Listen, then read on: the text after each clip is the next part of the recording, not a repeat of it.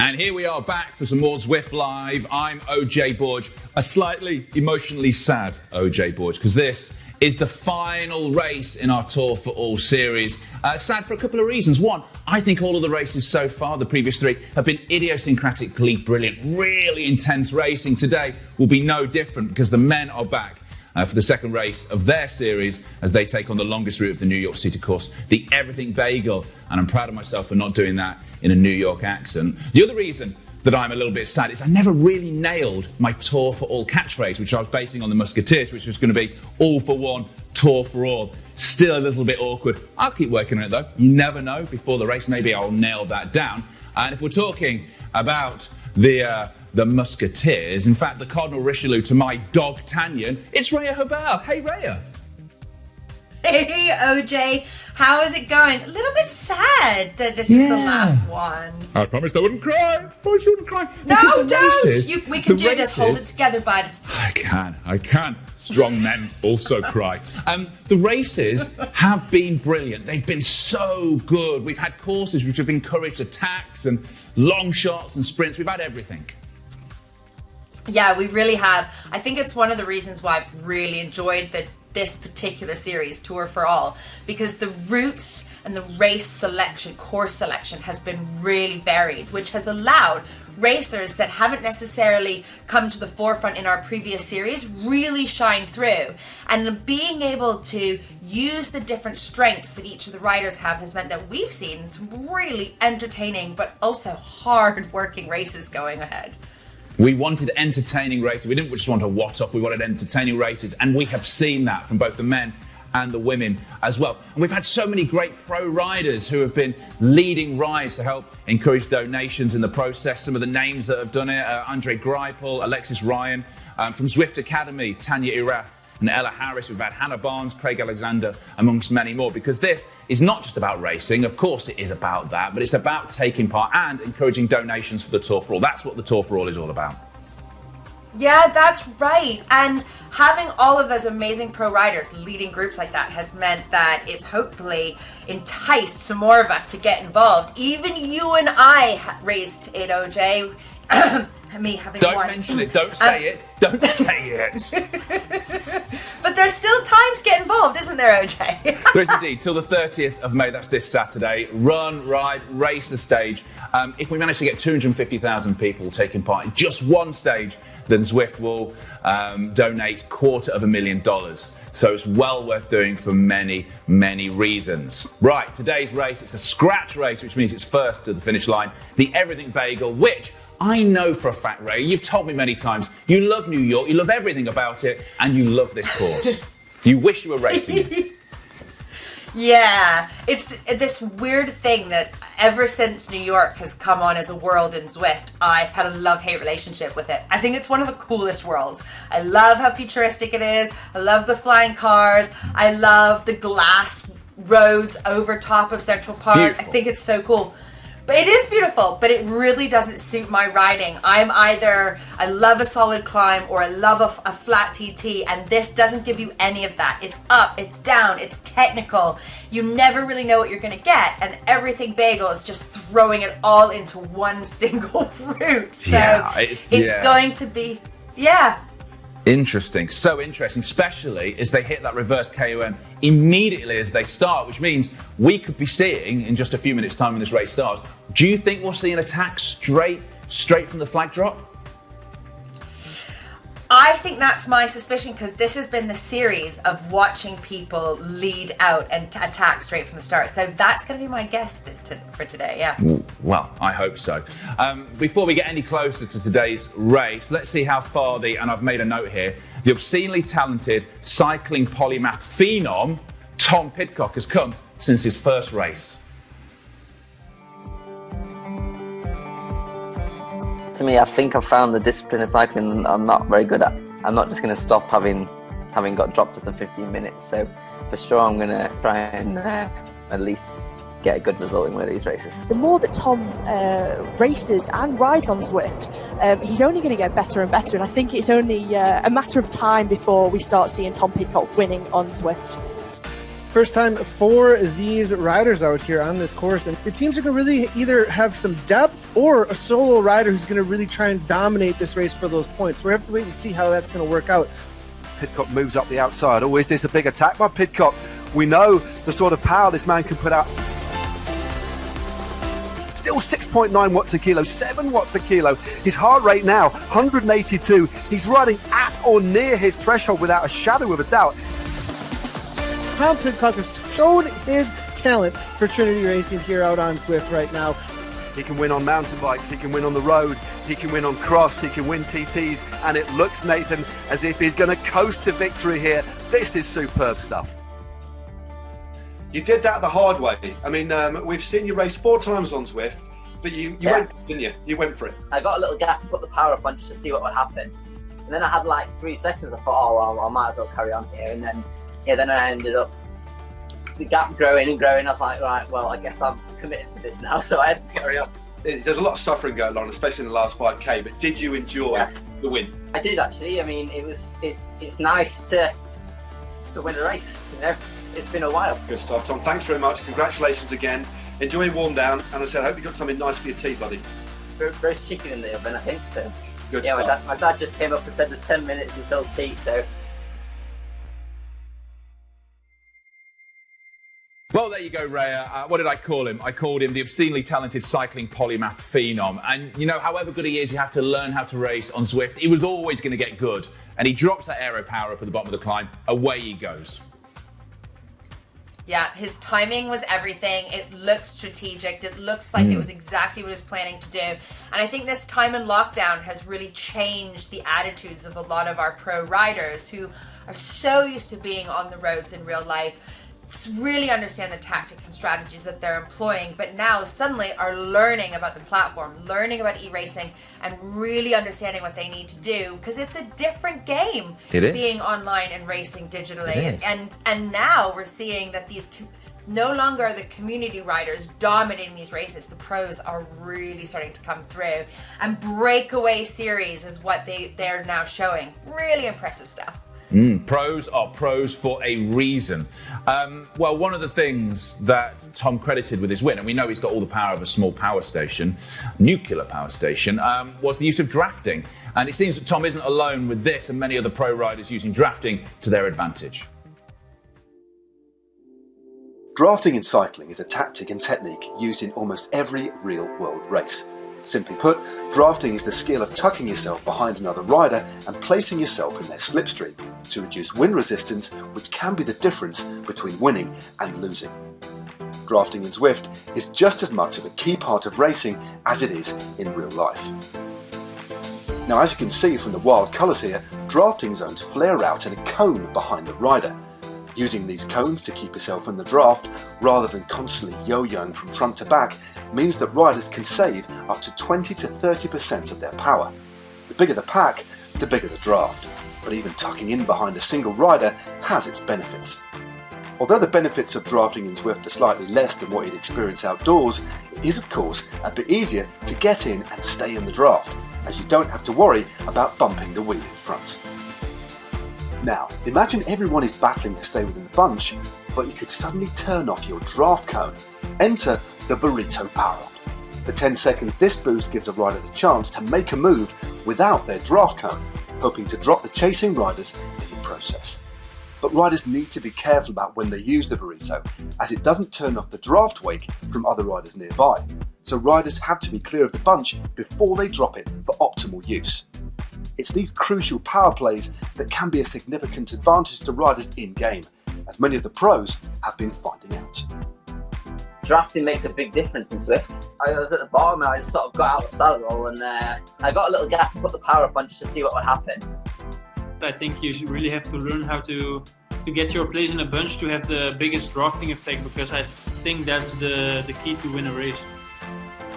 Zwift's like any sort of video game, it's a bit of a fine art. I mean, you still got to pedal your bike. It's a little bit like timing, like in real life, really. You can't just go all in and think that you're gonna drafting's not a thing. It is in real life, and it is in Zwift. Raya, it's like real life. Never put your nose in the wind. Make sure you stay behind somebody else's bottom. Yeah, exactly. And it's really interesting because I think drafting on Zwift is just as brutal as in real life. If you don't have the wheel, if you're not in the pack, you are out so quickly. And I employ this tactic all the time. I'm tiny, I've got to hold high watts to stay in the group, so I just find someone just like you to draft behind, OJ. Thank you very much. A monster on a bike, that's what I've been called before, a Godzilla on a skinny wheeled racing bike. Yeah, I've done it before myself. You think, yeah, I'm in the pack, I'm doing this, right, I'm going to go for it. Watch this. You go out to the front, nudge ahead, and it's like somebody's inflated a parachute behind you.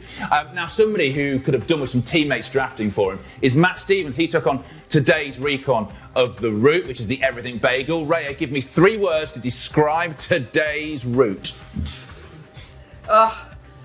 Brutal, relentless, and never ending.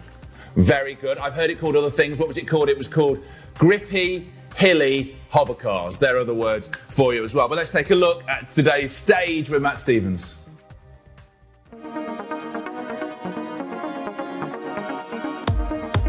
I've plenty of riding around this course in New York. It's actually one of my favourite courses, but I've never actually ridden in one hit the Everything Bagel. Here we go. It's wonderful. I've got Central Park to myself. Now we're only 1.9 k's into the course. We're on the climb. This is the reverse KOM. We're going to have to lean into this. I wouldn't call this a pure climbers course, but this early part of the race, definitely one of the main opportunities to thin the bunch down. Steep here. Really punch into this. Here we are on the High Line. On this last road. It is flipping wonderful. You can look right through where you're riding back down into Central Park. I just saw a little hover taxi. Oh God. What goes up, of course, must come down. But riders here, if they're smart, will be getting up to 60 k's an hour, which they will be doing easily, and getting into a nice aero tuck. And on a course like this, you've got to look at every single opportunity to rest and recover.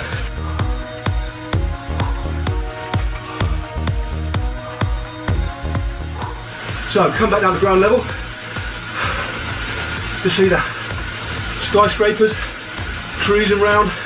It's a course that really flows up and down, gentle rises, but the litmus test is going to be how they ride it. And aside from that descent, you're going to be on the power all the time. Back onto the glass, skyway. This is a significant little dig. This is nasty, 6%. Again, not super steep, but significant enough, the cracks to start. You're going to want to keep on driving before the road steepens and you can get into the super tuck. Minus 5% here, nice little descent. 1 kilometre to go, very, very fast running, minus 1%. So the riders now are going to be carrying a lot of speed. 600 metres to go, little bit of a slight kicker. This has got aero power up written all over it. The road just bears a little bit to the left. You just see the banner comes into view very, very late. Who is going to have what it takes to take the win on the Everything Bagel? That is one tough cookie of a course. Now, I don't think it's letting out too much of a secret that Matt Stevens really struggled on that race recon there, didn't he, Raya? Yeah, definitely. But it is one of those type of courses that is brutal. If you're someone who really, really likes to get your head down and ride a constant watt or likes a solid climb, this course is not for you. It is up and down. It goes up in different levels. The gradients change on a regular basis. It is brutal, and Matt was a great example of how hard this can be. I mean, Matt is still, whatever he says, he's still in great shape. He used to be a national champion, an ex-pro rider. To see how much he struggled on it makes me never want to take this course on, but I don't have to. Let's take a look at the teams who are taking it on today. Usual big hitters. Keep your eyes on Indoor Specialist, Canyon ZCC, and Turbo and Vitus as well. And then at the ones to watch, interesting lineup, usual names, including Corbin Strong. He's new to a ones to watch. 20 years old, current UCI World Points Race champion. He is absolutely flying. And it's great to have him as one to watch, mainly because it gives Matt Stevens the chance to say, strong by name, strong by nature. So there you go, that's who is going to be racing today. We're about to find out who is going to win, Raya. Now, I think we can guarantee one thing, which is people will be crying by the end of this. The racers, the riders who are almost ready to go, they are going to hurt today, aren't they? Yeah, definitely. It's one of those courses that throws us all. The racers in particular today, although they're going to make it look easy, they're going to do it with finesse, and I'm really excited to see what unfolds today. Me too. My tip is somebody's going to go from the start. Somebody's going to give it a crack. Whether they called it or not is something else entirely. Raya, thank you very much. As always, let's hand over now to our commentary team, which today is Nathan Guerra, but first, Matt Stevens. Well, thank you very much indeed, OJ and Raya. This is the final race in the Tour for All Invitational. The men take on the Everything Bagel in beautiful New York. It's a gorgeous day in New York here. And for this final race in what has been a wonderful series, tackling different courses on each occasion, is the voice of the Zwift community, Nathan Guerra. Nathan, this is a tough course. It's never been raced on before. We've got a great field, lots of riders in good form. I think more depth, than we've ever seen in these sorts of races. I think it's all set fair for a really, really exciting finale to this series. Yeah, before this race started, we were talking about how deep the talent is in this field. We were looking through the start list going, no idea. Like we have obviously some big names that we're looking at from each team, but each team is so stacked. And the reality of the course, as well as how difficult it is going to really bring out that talent. I think we're going to see, as far as who wins on the day-to-day, I think it's like the Zwift racer of Zwift racer is going to end up showing up and showing how their tactics and their power is going to throw down on course today. Yeah, it's just worth going just over. The riders have gone away now, 700 meters under the wheels, as we expect at the start of every single Zwift race. Very, very high numbers. A few riders already dropping a few power-ups because we know that the first King of the Mountains in this race comes very, very early. It's the reverse KOM for any of you who are familiar with riding in New York. Again, it is one of my favorite worlds. But this climb, or this race, should I say, is 34.4 Ks, 21.4 miles, 545 meters or 1,788 feet of elevation. And Nathan, we pretty much hit the elevation straight away because after 1.9K, 900 meters time, we are going to hit the first KOM, and it's a stinger, isn't it? Serious stinger. There is a lot of very sharp sections through here. It really punches over and over again, comes back at the riders. I think we hit up to 15%, we were saying. So it's going to put huge amounts of sting in the legs. Now, it's not a very long climb, but it's going to be an all-out effort to the top to try and break things apart. We are looking at Gavin Dempster here, riding from at home here. He's always hanging out in the bathroom there. I love where his setup it is. A man who loves to just gets it done. This guy, and talk about this man getting it done over the weekend. Gavin Dempster won the overall in the Tour of Gila Pro Conti racing out on Zwift that we did the virtual side of things. And you want to talk about climbing? It was epic KOM. It was, over and over again. There was nothing but climbing in that race. So I'd be watching out for Gavin. He's got some climbing legs on him this week here. He certainly has. A few of the riders rode the Tour of the Gila. Of course, the race can't be held this year, so it's great to see it on the Zwift platform. Hopefully, we'll see the real-life race back next year, of course, as we just roll through the teams. We're on the bottom of the climb. Starts off gradually, kicks up a little bit as we just go through the Canyon ZCC roster. Dania, West, Ollie Jones, Bishop, and Sinclair.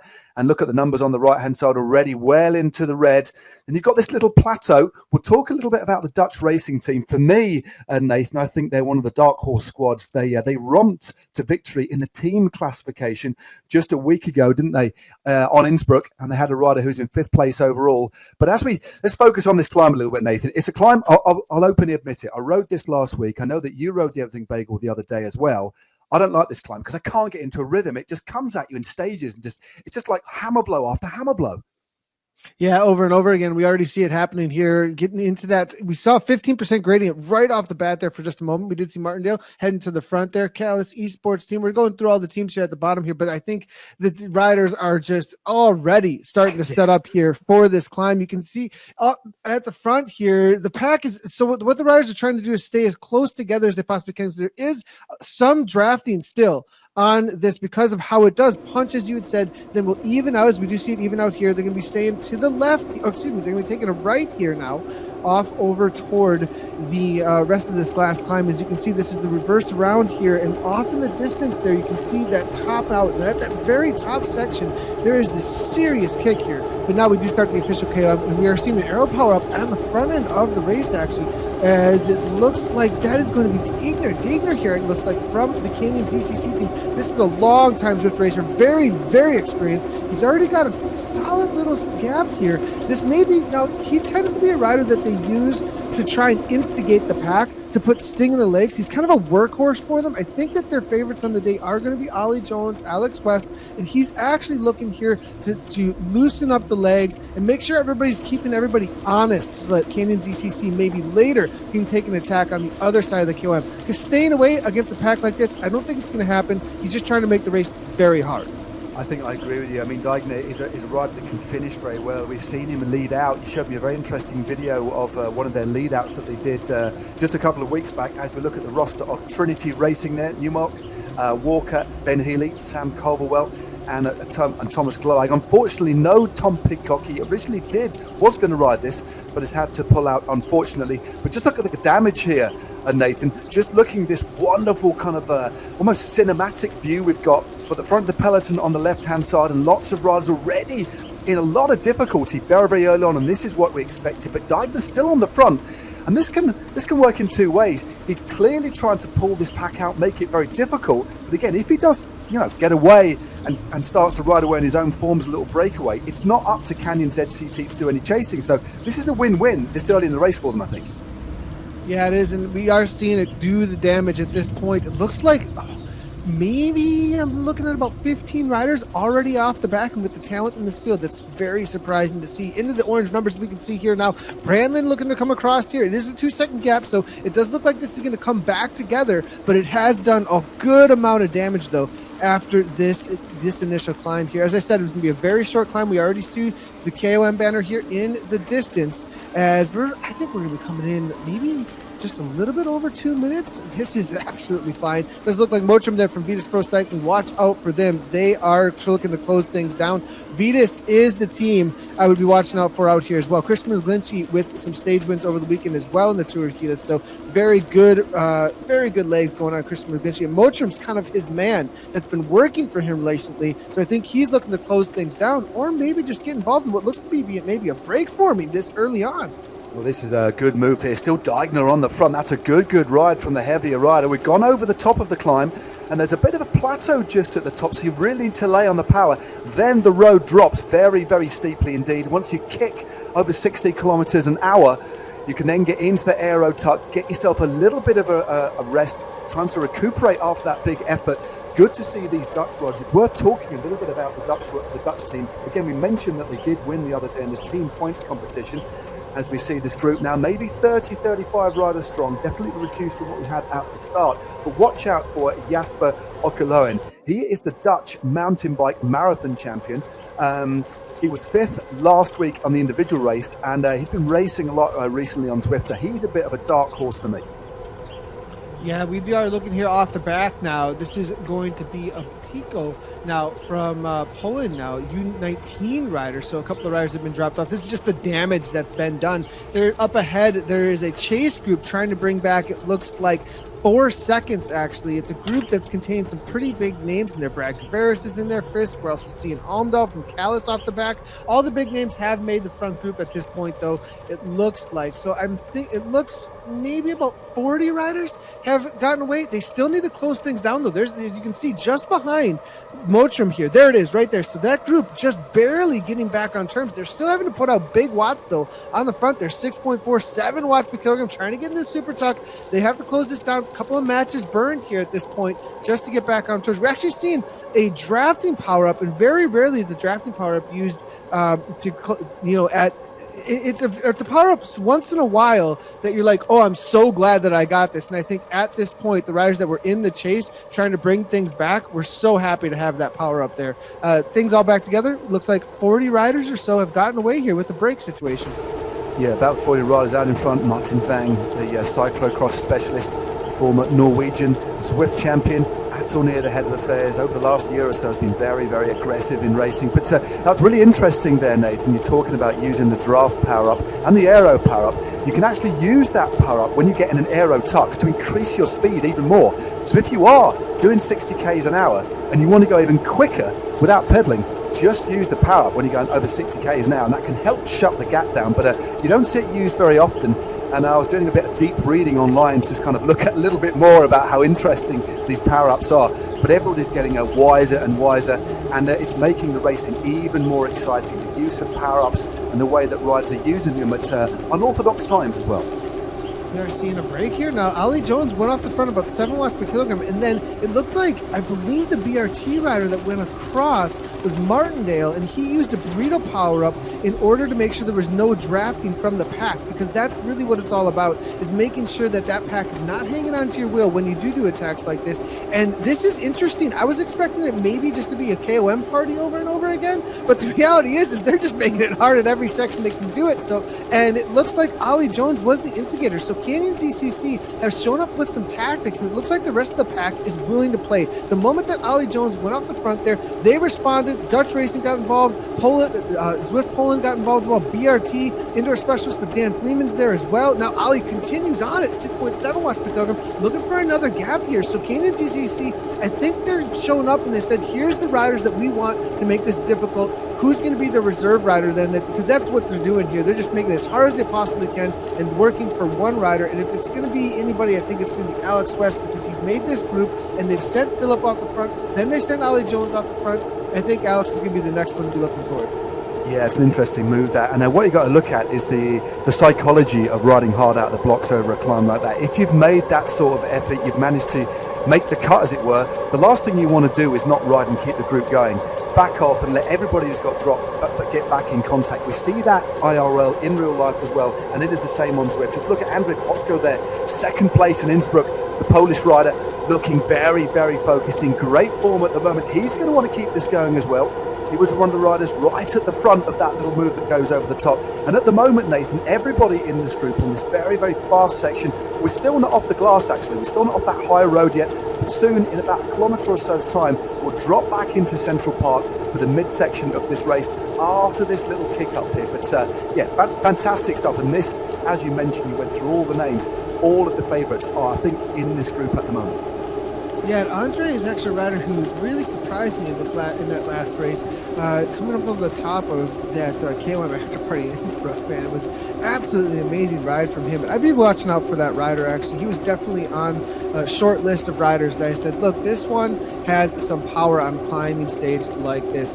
Now, as they do head back down off of the glass into the park, that section of this race, as we look forward to that, has a lot of little punchers. Things don't just calm down. You know, it has actually a ton of opportunity there to try and make more breakaways happen. And again, now I think it's Rowan King off the front a little bit here. We're looking though at Zonneveld here from Dutch Racing, a team that's shown up and they actually sent me some DMs saying, we're here to play, Nathan. We're not messing around. Be on the watch out. They even made a little video announcing, hey, Dutch Racing is here. And we can see now with the little break off the front, Dutch Racing is looking to get involved here. It is going to be Van der Bosch from Dutch Racing, as well as Andre Zopko. And then it is Todd there from Rowan Kingo that instigated this 6 watts per kilogram off the front from him, 170 beats per minute here right now. So it's going to get shut down though, but still keeping things very difficult. As we head back in the park, things are going to get very punchy now.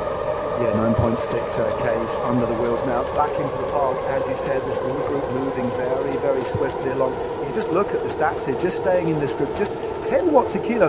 That's one of those little kickers that you mentioned. This section of road does have some flatter sections. There are some long straights that riders will face to get into a rhythm, but primarily it is undulating, and it's constantly kind of changing gear, making sure you're kind of trying to rest when you can, but most of the way now until the final descent of the final climb, which bookends this course, you're going to be on the power all of the time, and that's going to make for a very, very hard race, as we see Todd again eager to go off the front and keep this pace high for Rowan King. Yeah, it does look like the racers are absolutely flying today. You're already 10.4 kilometers in with the climb in there at 13:30 or so. I mean, this is some pretty fast racing. Nobody is messing around. We're looking at Lion Tromner here from the Friday Criterium TFC team, one of the longest standing teams out on Zwift. If I'd have to name 5 of the teams that were the earliest adopters to racing out on Zwift, the TFC would be on that. Would most likely be on that list. The TFC have been a huge community team and organizer of races. Actually started as a team that was all about Cat C and D races, and have been providing an awesome place to race and do group rides. Actually, on Fridays was the whole idea, for more of a focus on those riders. And now it looks like that, in the last year or so, getting more focused on the elite side of things as well. So good to see TFC here in the race today. Indeed, well, things have slightly settled down. I say slightly, they're still all riding about 4 to 5 watts per kilo. So that would see most riders out the back, but it's settled down just a little bit. And a good opportunity, I think, Nathan, to talk a little bit about one of the teams that we've never seen racing at this level on Zwift, as we look at Ben Healy. He's gone for the outside. Looks like he's on his patio, top off. It is glorious weather in Great Britain. He is a rider who has been racing a lot on Zwift at the moment, is Ben Healy, a former winner of a stage of the Tour de l'Avenir in real life, a real class act. But focus a little bit on it's the Portuguese Zwifters. It's the first time they've raced here. They're a community-based Zwift team from Portugal, and they've got a real interesting lineup. They've got Jose Concalves, who in real life rides for Team Delco. He's 31 years of age, 6th overall in the Tour of Turkey, ridden the Tour de France, twice the Giro and the Vuelta, and is the current Portuguese TT champ. So it's good to see another team in the mix riding at this level. PTZ has really picked up some talent as of recently. I did get a few messages from BJ Alfonso, another rider who actually PTZ is also on a short list of teams that's been around for a very long time. BJ, always an amazing asset to the community. Really cool to see that he's picked up some great riders for that team to be hammering out here in this Tour for All Pro-Am now. Now we do have Tama here from Dutch Racing off the front, gives a little attack on one of those little kickers into that negative 10% gradient. Now we'll see if he can carry the speed on through. Doesn't look like Andrei Pozopko is too interested in doing too much work on the front, almost just kind of letting that roll away at 3.8 watts per kilogram on the front of the race, so or on the front of the chase there. So with 390 watts right now, it looks like he's going to be able to hold on to this. Dutch Racing here now with a little attack off the front. They're not going to chase that down. They're just going to sit in and watch the rider go away. He's got 4 seconds. 3 seconds looks like Callis, though. Callis willing to do the work as well as with Poland. Yeah, I mean, he's a dangerous rider. Just looking at the kind of race he's been doing recently. He's won 3 races since May. Spring-loaded race series, Greater London Hilly race, a whole lot of Lava Hilly race as well. So clearly a rider in very, very good form. And maybe just applying the pressure on the front. He's clearly confident, clearly feeling good. He's a rider at max that can deliver 1400 watts. He has been brought back. And maybe the other riders were just a little bit worried about him. But just looking through, we've got Brad Guveris in the mix, Dan Fleeman, he'll like this course. Mikey Mottram is there. Berg as well from Callas, very, very good rider indeed. And we were talking before the start about the rider picture in picture now, Nathan. Talk us a little bit about Jeremiah Bishop. Yeah, he's a part of a chase group now. This is about a minute back here from the lead group here. Jeremiah Bishop, former national champion, multi-discipline for the mountain bike, XC scene as well, short track, and also featured obviously in Off-Road to Athens on how to get into the Olympics. Was one of the Americans trying to do so, and a long time North American well-known racer, currently riding for Canyon in real life as well as for Canyon ZCC here. And very, very strong rider out on the mountain bike here, and jumping in, riding for Canyon ZCC now on the Zwift World. Very cool to see. I think a lot of his focus recently has been more on the endurance events, but I think he's been kind of ramping it up just a little bit here for the Zwift racing as he's jumping in with Canyon ZCC now. Yeah, another real bit of talent. I mean, this field is absolutely stacked. These races just keep getting better and better. And a rider who has managed to infiltrate this front group, riding for the SEG E Racing Academy. Normally they're just called SEG. but because of the current situation, they've renamed the squad to SEG E-Racing. Is a young chap, 20 years of age from New Zealand, called Corbin Strong. There he is, right on cue. Hey, I wonder if the producer heard me. Wonderful stuff. Just knocking out under 300 watts there, but he was third overall in the New Zealand Cycling Classic earlier this year. But more importantly, in 2018, he was a Team Pursuit World Champion at junior level. And in 2020, so this year, he's the current world under-23 points race champion. I'm going to be fascinated to see how he copes on this sort of terrain. I think he's going to like it. He's clearly got in this front group. He's obviously feeling quite good. But if he can win points races and he can climb, Nathan, he's going to like this course.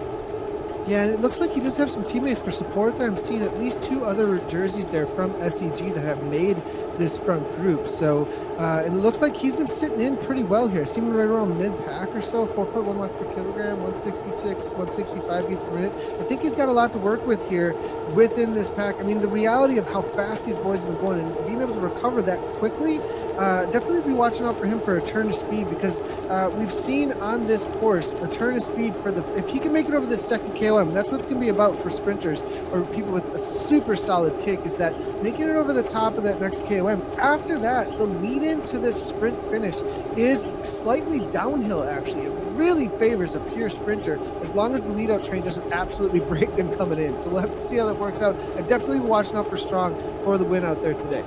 Yeah, definitely. Well, we've got 19.5 kilometres to go till we hit the finish. 14 or just under 15 Ks under the wheels now. But before we do hit that final KOM and we go up the climb they've been before it in the other direction, there's another nasty little drag. And when I did my recon the other day, as we just look at Anders Frick's picture there, it's a tough little climb. It comes at around 19 kilometres. It's 6% for about 1.5 kilometres. And I think, Nathan, we could see this group on screen at the moment thin down, or there's the possibility, depending on how they ride it, that this group could be thinned down even before we hit the final climb. But as you said, they hit the final climb and we still have 8.5 kilometres to go before the finish. But as you said, that last kilometre, very, very fast indeed. The use of the right sort of power up, lead outs, going long, lots of different permutations, lots of different possibilities with the amount of speed they're going to be carrying into the finish line. Yeah, we do see a lot of power-ups being used. Now, that is not for any kind of a breakaway situation, everybody here. They are heading into the lap finish banner here in just a moment. Now, they're going to be doing this forward. They're doing this up this little grind here at a 7-8% gradient, as you were saying. It's going to be a false flat for quite a while after this as well. So great opportunity to break away. Riders almost always try and do this through this section here, as we are seeing a rider off the front. There's going to be Sheriffs there from the KRT team with a feather power up, actually. But they were using, the riders that were using it right before that section were looking to try and grab a new power up. And I think Sheriffs here was like, look, I got a feather power up. I might as well use this here, give it a little bit of a go, see what happens. I'll get a new one as I come through the banner here. So it's kind of a little bit of a dice roll. But if he gets another one, you know, another opportunity will come in just a little while over the KM banner as well. So there's a lot of opportunity to grab power ups here. And this section, of course, always makes things difficult. Falls flat, 2-3%. Everybody's got to work about as hard as you're working as the pack looks to close this down. Now they will be doing the opposite direction of this for the sprint into the fifth. Well, excuse me, no, not through this section actually, but it'll be a downhill similar to this for the sprint actually on the opposite direction. Indeed. Well, that's Pavlik now moving to the front. Kruger's there. We had a couple of little looks at a rider called Nick Hug. He's a Swiss rider riding for the Bolt Racing team. He had a pretty good season so far. His best ride in one of these elite races was second in Richmond in the Tour de Zwift. He's in this front group. And look at this, Concalves, the Tour de France veteran, has managed to get in this front group as well. Clearly adapting to racing on Zwift. McGlinchey, unsurprisingly, there. One of the most consistent riders at the moment. Third at Innsbruck the other week. Several wins to his name. His most recent win, of course, was the aforementioned Stage 3 of the Tour of the Gila. So some real big hitters in as we go through the 1 kilometre to go board. That's in the other opposite direction. As we just mentioned before, or Nathan mentioned, they'll be coming back down this way. Yeah, they will. To the finish. Yeah, excuse me on that one. So this is actually the section of course where we saw that amazing lead out actually in Calais Cup round number 5 from Canyon ZCC. Now they do not have as many riders though involved, I think, here as they did on that course, because it's a much flatter course. So if but with how many riders we are seeing from each one of the teams, I think it's going to be pretty tactical leading in. But as you have said already, you know, there's a lot of climbing to come here, and with such a small group, you know, this is kind of right around that number where you could split this up enough that the pack is not going to chase you down as easily on the downhill. There is that steamroller effect. As we look at the team draft in the red jerseys here, Sean Gaidish now, another very strong rider here. No longer, though, having Dempster in there. Does Dempster move over to indoor specialist? He used to ride for this team, actually. So maybe going to be looking to try and beat his old teammate out here today. That'll be interesting to see if Draft can try and make something happen up against the indoor specialist out there today. But always fun to see when riders are switching, but they have buddies on the other teams and kind of a little bit of rivalry maybe going on there now. Indeed. Well, the indoor specialists, of course, have changed their name, haven't they? They've still in-game indoor specialists in the orange and blue kit, so watch out for them. Larson, Bauer, Dempster, Fleeman and Coles. But of course, they're now called Saris and the Pros Closet, so they have changed their name. And they said we've had a bit of a mid-season transfer as well. But I think it's worthwhile, Nathan, as this is the Tour for All, we're at about half distance, still got some pretty serious climbing still to go. I think it's worth giving a big shout out to what the Tour for All is all about. At the start of May, Zwift donated $125,000 to Medicine Sans Frontiers, that's Doctors Without Borders. And if 250,000 Zwifters ride one stage of the Tour for All, by the 30th of May, then Zwift will donate another $125,000 to that very worthy cause. So if you're on Zwift, if you haven't done one of the Tour for All stages, please do, because you'll be chipping in and doing your part to raising a hell of a lot of money for a wonderful cause. Yeah, we are seeing actually a lot of intensity here already, and absolutely awesome there with the Tour for All. Make sure to jump on out there. I'm going to get out on a Tour for All ride, I think, later today as a part of my base riding. Really great how many there are going on. You can just jump into events. If you got a longer day planned as I do today, I'm definitely going to just be using it. I mean, there's so many of them. You can just, and there's also have the makeup ones as well. Makeup time, yeah, you can choose a stage. Yeah. Well, this is the section of the course they go back onto this glass, the glass skyway for an hour a little bit. We're just looking at a very, very interesting rider indeed called Mike Cumming, 29 years of age now. Very, very good pros. Third on the stage a couple of years back in the Tour de Yorkshire. Can climb well. He's got a bit of a kick on him as well. And he won the overall in the Tour of Korea back in 2013. So Rowan King pretty active here. Todd back on the front again. This is this nasty little climb. When I did my recon, Nathan, I was really surprised as we look at a group just chasing behind, probably a kilometre or so off the back. But this midsection is actually quite hard, and I think we might see a mini bit of a shake-up, because look at the stats of Todd there, 7.4 watts a kilo, still 15Ks to go. Yeah, we're looking back at the chase group now with Gregor MacArthur there from the TFC. Not going to be bringing back the front pack, that's for sure, as they're off the back. 14.8 kilometers to the finishes. Now, the things are really breaking up ahead. And, as I was watching your recon, I was thinking, it hits the glass, it's a pain in the rear. Maybe I wasn't thinking that exactly, but that doesn't quite rhyme. But it hits the glass, and this really is a difficult section here.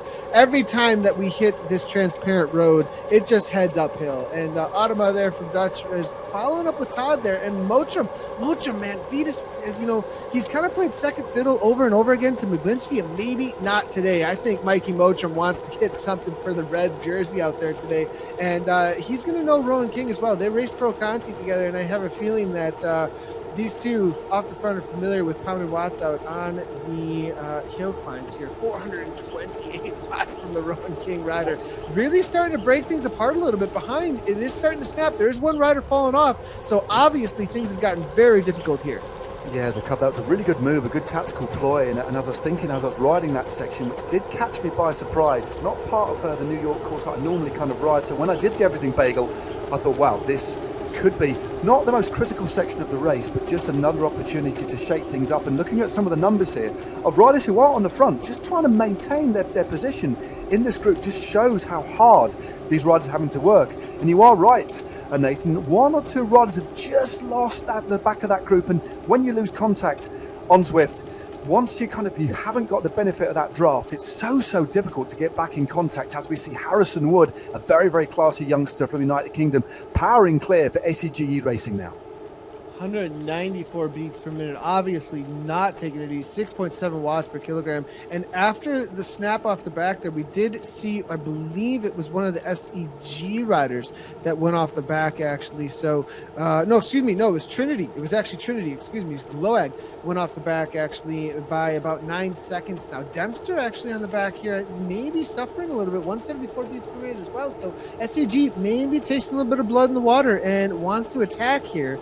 And as we head into the final KOM in just a moment now, we are down to just 36 riders here that have made this front group. This is a good little effort by Harrison Wood, but he's a good time trial. He's still very young, only 19 years of age, but was 9th in the Chrono des Nations under 23, which was the old Grand Prix des Nations, one of the most prestigious time trials in the world. And he was top 10 in the national under 23 TT championships in Great Britain as well. So he's putting out a solid effort, but he has been brought back now, back into the fold as the road, thankfully for these riders, just eases a little bit. That horrible drag of a climb now just rolling a little bit. They'll drop down, and it won't be very long, Nathan, before we commence the final climb, the big climb of the day, because we hit the top of that with 8.5 Ks to go. So it's not long before we hit that final very nasty climb, and I'm expecting this group to explode. Yeah, and a very sharp downhill here, so the riders are going to get an opportunity to rest a little bit. They are going to be getting over that 60-some kilometer per hour, 35 mile per hour mark that they can get into a super tuck, and now it's going to come right back up into a 7% gradient. Now, Mikey Mottram heading to the front here. We said he may be a rider to be watching out for, but now is it going to be SEG? Now, back on the front, Maglinski's still here as well. Watch out for him, but it's going to be Healy. This is the George Meade Keeling, also from draft here, looking to go across there. 11 watts because up and out of the saddle here, knowing that is a rider to follow. Ben Healy from Trinity off the front, so he's looking to close that down. That's why he put that kick in. And if they do get a gap here, now there's always this question that needs to come into the mind. Am I putting out too much before the serious efforts here? But if they can work together, Maglinski's looking to go across, and if a rider like Maglinski's looking to go across, these four could work together before the climb even starts, have a good gap, and then Mottram here too as well. So 2 Venus riders, indoor specialist. I think Dan Fleeman's going to just try and shut this down, as well as Dutch Racing. They're going to put a couple workhorses on the front and say, no, not quite yet, boys. We're waiting for our tactics, not yours. Yeah, that was a nice little tentative move there, but what it did do is put a lot of riders in difficulty. Just looking back, that group, those 36 riders or so, were really stretched out as we get another great shot of Ben Healy. I was going to say inside his pain cave, but as we saw before, he's out on the patio. Hopefully there'll be a barbecue there for this effort afterwards for him, but he's really piling on the pressure, 310 watts. Let's try and have a look at the kind of a heart rate. He's up at around 180 beats a minute. So these riders are on the look at his face there. From the front to the back. That's the thing, isn't it, Nathan? If you go hard, if you put yourself into the red and the group go by you, especially when they're carrying more pace, it puts you in a lot of difficulty. But look, he's back in the draft, back towards the centre of the pack, and that's where you want to be for maximum draft. I sure hope Ben's got a big old fan out there with him. I mean, he looks like he is really working. You can see when I do the same thing, actually. When I'm really suffering, my head just goes slightly to the left. It's just like I'm looking to try and move somewhere a little bit, and then it looks like the wink of the eye there as well when he's really trying to just hang on. You can see the heart rate dropping back down. It was over 180 for just a little while there, so it does look like things have calmed down a little bit as the pack bunches up again. It's interesting to see how you can see the metrics, the look on the face there as well as things stretched out. We saw the elastic go out as it got into the straight line. You saw how he was suffering, and then as it calmed down, you saw the heart rate come back down, the change in the face, and you can see how much the effort changes there with those in real life images. Yeah, it is great to see. I do love those pictures, especially when they enlarge them so we can get a real good look on the pain face of the effort that these riders are putting in. Just a smidge over 10 kilometers to go. We came up the other direction. The riders will be swinging. I think it is a left-hander in a minute. There they go, left-hander from their point of view. They came into the climb from the right-hand side before. Alex West now on the front. Healy just towards the back of the group. A few burritos are being dropped there. Remember, the burrito makes you undraftable for 10 seconds. And we've just seen Sam Brandl now from the Swedish Zwift riders go clear. Again, one of the most consistent riders on Zwift, really leaning into this and putting a lot of power on the lower slopes of this final climb. George Mees Killian from Draft shuts it right on down. 8.5 watts per kilogram. That's a counter coming from the Draft team. That 13% gradient here. Here's the first real kick as they're going to be going left-hand turn this time around now. West now following it. Canyon GCC, three pink and purple jerseys toward the front here. They are completely set up. I see West, Diegner, as well as Ollie Jones perfectly placed here. They're looking to control this race, perhaps, or are they going to go on the attack? We're going to see in just a moment here. SCG now comes in front. It's Strong, the rider that you called out. He used his invisibility power up. They're not going to know that he's even going off the front. He's throwing 8 watts per kilogram, but there's a response here from Bowden. Martindale's there as well, it looks like. Strong trying to break things apart without being seen, but not going to happen, as it looks like it's Gavin Dempster, Tour of Gila overall winner, now going with the feather power up. Now 10% gradient, 11% gradient. He knows the moments to go. As it gets really sharp here, you get the most advantage over your competition. Now it looks like with a little bit of a gap, the real business end of the race we're getting into here. You look at this, and these top 10 riders here, you just see the stats on the right-hand side. All of these riders riding about between 5 and 7 watts a kilo, and they're spread over 2 seconds, just the top 10. Dempster, 8 watts a kilo. Hug now, great bit of riding there by the Swiss rider. I think he drops a feather power up just on the steepest part of the climb. Just look at Corbin Strong. Remember, the under-23 world points race champion, former team pursuit champion of the world at junior level. What a talent he is. We know he can climb well. Look at this, 470 watts. Use that little invisibility, the cloak of invisibility that makes him invisible to the other riders, 15 seconds. Great shot. And to me, Nathan, he looks like he's got a little bit more under the hood. He looks pretty composed, but he's dropping back through the group at the moment. Needs to play it very smart right here. And I'm not sure that they're going to chase too much. I mean, perhaps the rider right ahead of him in the indoor specialist kit there is going to do something, but there is a breakaway group forming right now. There's another opportunity. There's a serious wall in just a moment. It's only going to take about 10 seconds to climb, but it gets right up into that 15% gradient at that moment here. But Strong here looks like he could stay involved. 189 beats per minute. He's right on the wheel. Now, this is where the real kick is going to happen, though. And who is going to make this group, if it does split, is going to be decided right now. 10 watts per kilogram here. It does look like it's going to be Brandlin toward the front now. Vitas Pro with McGlinchey and Martindale now to the front. McGlinchey using the feather power up, looking to split things. 7.5 at 184 beats per minute. It looks like things are going to mostly stay together with this pack. Everybody who's right on here is able to at least pull 4 watts per kilogram, should come over the top. A few will fall off, though, as they start to gather at the front here.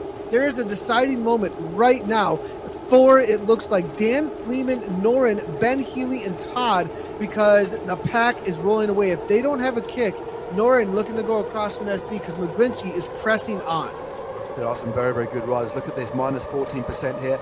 A little bit of an opportunity to get on their aero tuck, forge yourself a little bit of rest, just to reduce the amount of lactic acid in your muscles, reduce the heart rate, time to swig a little bit from your bead-on, keep your hydration high. Nick Hug is in this front group as well. There he is, Mickey Hug, the Swiss rider. Look at that face.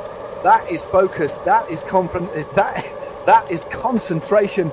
But there's a few riders now. It looks like Healy has got back in this group. Dempster drifted towards the back. The top 20 riders now only spread over 2 seconds. Dan Fleeman, a couple of seconds adrift, but I think he's in the slipstreams. I think he's just got enough of a kick to come over the other side and to come back into this group.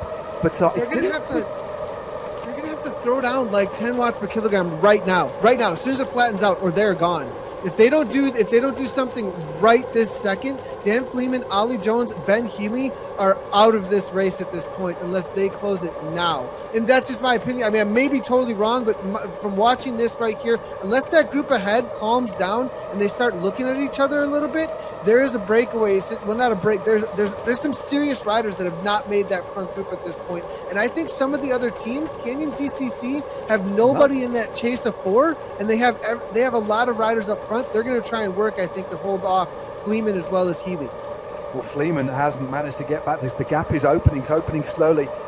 Johan Nuren from the Swedish Zwift riders is there. Richard Todd is off the back, but it's 3 seconds. It's holding at 3 seconds with this group behind. But a man who hasn't got those sorts of problems, a man who we know is on very, very good form, is Andre Popskov on the right-hand side. Look at that face, Nathan. He looks very much in control. He's going to be buoyed, of course, by that wonderful ride the other day on the Innsbruck course. Only 6.3 Ks to go.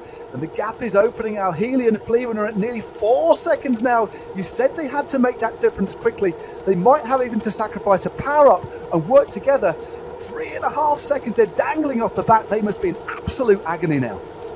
Yeah, and you can see the live image here, 5.9 watts per kilogram just to hang on behind. They're closing it. What an effort. Can they close it down? But no, there's more attacks going here now over the top of this little kicker here now. I'm not sure it's going to happen because Martindale's throwing down a feather power up off the front now. Hug is trying to hold this gap out as well here. They're trying to make it as difficult as possible. They can see some other riders. They're Strong really in a spot about it. Oh my gosh. 170 here from Strong as well. It's Emma from Dutch Racing unable to hang on because of the effort from SEG off the front now. Constant attacks. They can see that it's breaking the sprinters. They do not want to carry anyone to the line. They want to try and create a breakaway situation. They know that a lot of people are hurting at this point. If you're hurting, they're hurting. So they know, let's just drive this pace here. John Claves now from PTZ to the front here. Who's still involved? We still have Mottram, I believe, has made this front group. Yep, Mikey Mottram still in here. We've got 3 riders from Canyon ZCC. And Canyon ZCC are still playing their cards so well. Sitting in and waiting here as we have Harrison Wood here on screen, 187 beats per. I don't think his heart rate has dropped below 185 for like the last 30 minutes. He's looking very good. Again, his speciality is the time trial. He's used to keeping that sort of linear effort, used to riding in the red or at or near the red, riding at threshold. Happy to ride on the front. And SEG Racing, we've got an exceptional team here today. Of course, Corbin Strong is in this group. Harrison Wood on your screen at the moment.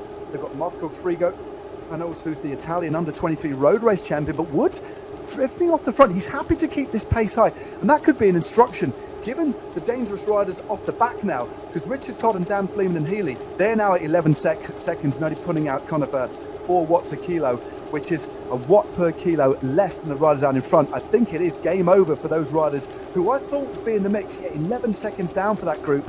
Unless this front group now, Nathan, really start to ease off and start playing cat and mouse, it's game over, and the winner should come from this group with 4.6 kilometers to go. And it's a roller coaster all the way, apart from that long sort of -1% downhill drag to the finish line. Yeah, you see Mottram make his way to the front. 8 watts per kilogram. Keeling following very closely there from draft. Looking at who's got who. So we do have 2 riders that have made this from that Vitus Pro Cycling. Mikey Mottram, Chris McGlinchey. They're going to be working together most likely to try and put some sting in the legs for Canyon ZCC. Canyon ZCC still have Ollie Jones, Alex West, as well as Philip Digner there. So that's going to be that's a triple threat, that's for sure. All 3 of them have a huge engine. Any of them could be the lead out train. Now Mikey Mottram, look at him here really working now at this point. As you can see, putting the pressure on the front here. And I think that's to try and set up McGlinchey, because Christopher McGlinchey, I think, has the better kick to the line. I think Mikey's can climb as well. But I think Chris has got the spin. I think, Chris can do it all, can't he? McGlinchey can, if you look at the results he's had on Zwift, he can win on climbs, he can win on the flat. I mean, he's won the downtown Dolphin, so he can win on crit circuits as well. I think he's one of the most versatile riders out there on the Zwift platform at the moment. But Mikey Mottram, keen to keep that pace high. What he doesn't want to do is give anybody now an armchair finish. So I think there's definitely some communication going on within the Vitus Pro Cycling team, who've ridden so well. Remember, they came out, they were essentially a road team who's come across to the Zwift platform and is now bossing it. They kind of know it inside out. They know how to rise. But now Concalves goes. Remember the Tour de France veteran from the community team from Portugal? He's still in the mix. That Grand Tour experience clearly in his legs, and great to see him in the mix. You wouldn't want to let him go, because he's the current 2019 Portuguese national TT champion. He could take a long flyer. He could, and we might see a situation like that as the riders are. We'll see if they tire out. I mean, this group just continues on, though. It looks like now it is backing off a little bit. Now, this may be one of the lulls here that somebody could take advantage of, as you were just saying. Maybe a TT off the front. It is somewhat of a false flat, about I would say 2.5K out or so, maybe 2K out. It does take a right-hand turn, and we're going to see as we got 2.9 here. Now we're going to see this little uphill for a little while, falls flat, and then it gets into the a little bit of roller, a couple of sidewinders, and then downhill into the finish. So maybe somebody could give a kick here and get the distance that's needed. what's interesting is that in the Calais Cup round number 5, we saw almost the exact same riders minus James Phillips. Who is their sprinter is going to be the question, because Diegner went from about, I would say, probably that 2K to go and kind of set things up. I would not be surprised if we see a repeat for that, for a setup for either Alex West or Ollie Jones. I would have to say Ollie Jones is set up for the sprint there. You'd have thought so. As a look at Mike Cumming here, an exceptionally good rider. Rowan King have got a couple of riders in the mix. SEG Racing, E-Racing in that pink and blue kit have got 3 riders. Canyon ZCC in that purple and the red kits have got 3 riders in the mix as well. Look out for the indoor specialists as well. I think they only have 1 rider in the group now, indoor specialist. Not too sure who that is, but there are 18 riders in the group. It is now between these riders. Popsco is there. He's in great form at the moment. Brownland, he's got a very, very good finish on him as well. But it's are we going to see a team control this and do a lead out like the one we saw in the Calais Cup? It's interesting. The power up's being used. I think Brownland is dropping his featherweight power up. Dutch Racing. It's Automa from Dutch Racing here. He goes very early here. And like we said, will somebody try and make a kick into this false flat? It's 1-2% gradient. They need to match the power pretty much that he's putting out now into 5-6%. He will be able to get a little bit of distance here from the pack that's not working quite as hard as he is. Wood now looking to go across, trying to cover this now. If they start looking at each other and say, no, you chase, they start getting a little bit of disagreement, we may see this work. But Ollie Jones goes directly to the front, 12 watts per kilogram. He's using a feather power up as well. So Ollie's looking to go across. Canyon ZCC will not chase this down either. Now the tactics of the teams are starting to play out. We have 1.4K to go to the line. There's not a lot of teamwork happening behind here, and this may work out. It may be a 1-2 up front, but with how this pack is going to start ramping things up, this is a long shot, but it's going to make things very difficult for those that are just wanting to sit in. It is, and Ottoma is a very, very powerful rider. Peak power of 1400 watts coming under the kilometre to go flag now. Jones has joined him. Ottoma and Jones in the front, and it lives. Jones goes straight past, lays on the power again. Ottoma down. He's going to have to chase to try and get back in the slipstream of Jones. Jones has gone long. 3rd place now. Another Dutch rider, Van der Bosch, at 3 seconds. Jones now half a second lead over Ottoma coming into the last 800 metres. This is a wonderful move by Ollie Jones, but Ottoma back in the slipstream of the rider from New Zealand of Canyon ZCZ. But Jones now, Nathan, is 100% committed. Yeah, they've let it go, but Hug uses an invisibility power. They don't know that he's gone. The pack behind does not know that Nicky Hug is at 15 watts per kilogram. They've let him go, and Hug goes flying by. This is the first time I've seen the invisibility power up maybe completely blow things apart. He's got 5 seconds. It's 400 meters to the line. Can they hold on? Ollie Jones ramping up, though. He's trying to maybe lead things out. John Clave's now coming out. I think it may be too little too late. I think Nicky Hug from BRT has done this, but it's a downhill screamer to the line. Brandlin is trying to come across. Will the arrow power up make it happen, or is it going to be Nicky Hug? Nicky Hug, Brandlin, right to the line, and it's Venus Pro, but no, I think Hug just barely did it, perhaps.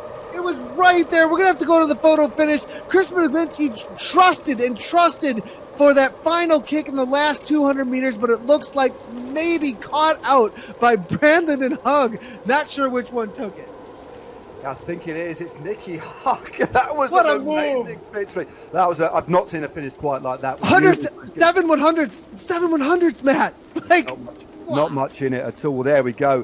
His first big win on the Zwift platform. Nick Hug, an amazing ride, 5.3 watts a kilo. He had to work for that. A lot of that would have been in that last 700 meters, but 2nd place for Sam Brandon there. Chris McGlinchey, so consistent in the 3rd place there for Vitus Pro Cycling. Then we have Strong there from SEG, good ride by him. The world under 23 points race champion, Alex Westham, Canyon ZCC. His teammate Diegner there in 6th place as well. Then we have Dempster, Mills, Keeling from Team Draft. Another rider from SEG, Wood there, and then Mikey Mottram rounds out the top 10 for Great Britain and Team Vitus. But what a finish that was. So exciting. I mean, I've never seen anything like it, and I don't think, Nathan, it's fair to say we've seen in such a high-profile race the invisibility power-up being used to such dramatic effect. Add to the fact, in course, he put out 15 watts a kilo too. You know, he's probably like earlier on kicking himself, coming over that KOM or wherever he got that, like, oh, I got that. Is this going to work? And then he uses it perfectly to his advantage. As soon as it started going downhill, he kicked to 15 watts per kilogram, got a huge amount of speed, and got 5 seconds, and just barely hung on. Christopher McGlinchey going, man, we should have closed that down a little bit earlier perhaps, but I think they were so tired. There was just a reality that nobody had anything left with how difficult this race was today. This was a barn burner. Yeah, a real bar. I mean, and a slightly different race as well than we've been used to. 45 minutes of effort, although it's only kind of 15 minutes than some more than the shorter Zwift races we've seen. It's a completely different physiological effort. A little bit more involvement with endurance. You had to be able to take a lot of punishment because the way they rode up the 3 significant climbs, the 2 KOMs, and that nasty drag midway through, you have to have the ability to soak up punishment, but also you got to be smart. And Nicky Hug made sure he was in the front group, didn't do too much, drifted to the front a few times, but the way he dropped that power up, and of course, that is the only power up he had. He had to use it to devastating effect, and he did it. Ideally, it would be the draft one, but that was fun. And that was, I think, Nathan, it's fair to say, that was one of the best races on Zwift I've seen in a long, long time. Oh, very, very exciting racing. That was extremely exciting to watch there. And you know, I think Canyon ZCC, they got a DS. They're watching. I think we're going to a replay here in a second. Yeah. Here it is. There is the kick, it looks like, from SZ trying to come across there. But and McGlinchey as well. But Hug, look at this. Oh, look at this. Oh, right there. It's literally, and we saw 7/100ths of a second. Yeah. That's what 7/100ths of a second looks like right there. I mean, and you look at, he wasn't even pedaling. I think he was so done. Look at, I think his cadence stops at a certain point, and Brandon was trying to take it out there.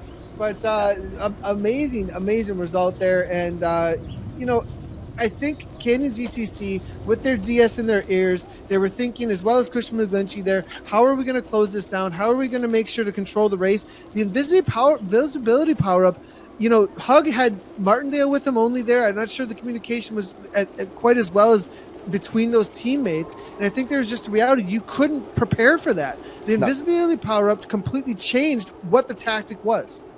Exactly. I mean, that was a wonderful, wonderful race. I mean, there you go. Just a confirmation one more time of your top 3. Nicky Hug takes his biggest win for the Bolt Racing team, and Switzerland. Sam Branlin in second, and Chris McGlinchey rounds out the podium in the final event of the Tour for All. And the Everything Bagel, well, it really did have everything today. It had excitement. It had pretty much everything. The riders are going to deserve a well-earned rest. And Nathan, thanks as ever for commentating alongside me. What are your thoughts on the Tour for All, mate? I think it's amazing. I want to hit that mark. We need to get as many riders out there as possible to, you know, as far as the racing has gone, the racing has been really, really exciting. I think we've been seeing a lot of new courses being used. We've seen very, very dynamic courses. So it's been a lot of fun to see. And the men's and the women's side of things have had some of the best racing as far as the riders really pushing each other, I think. And we've really seen the best of the best as far as in real life pros meeting up with the whole Pro-Am idea, I think, as we saw out here today, really came to a pinnacle in some ways for all the Zwift racing we've seen over the years. So it's been absolutely awesome for Tour for All. And of course, we need to get out there and ride and support the cause. We need to hit that new marker. Indeed. Well, just to finally wrap things up, thanks very much indeed, Nathan. It's been a pleasure as ever, but as Nathan did just allude to, we've only got a few more days. It closes on, well, the last day is the 30th of May, but if any of you there who haven't ridden one of the stages of the Tour for All, please do head to Zwift.com/events, jump on one of these rides, because if we get 250,000 Zwifters riding at least one of these stages, Zwift will donate another $125,000 to that very worthy cause of Doctors Without Frontiers, Médecins Sans Frontières. So that's been it. It's a bit sad, really. I'm sad to go. It's been a wonderful Tour for All, but please do keep riding on Zwift. Make sure you jump on the Tour for All. And follow us on social media as well. It's at GoZwift. That's on Facebook, of course, and on Instagram and Twitter. And we'll be back very, very shortly in the next few weeks with lots of cool stuff. So from me, Matt Stevens, and from Nathan Guerra here in New York, in Central Park, in the Everything Bagel, it's goodbye. Stay safe. See you soon. Right on.